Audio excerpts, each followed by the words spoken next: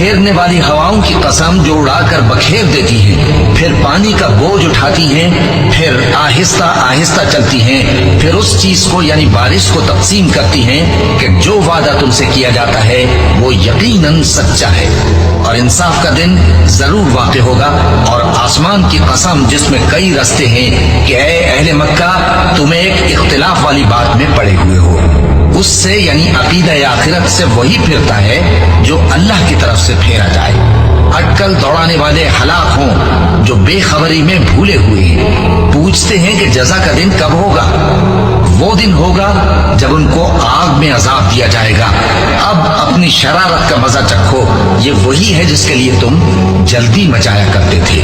बेशक परहेजगार बहिश्तों और चश्मों में होंगे और जो जो नेमतें उनका परवरदिगार उन्हें देता होगा उन्हें ले रहे होंगे। बेशक वो इससे पहले नेकियां करते थे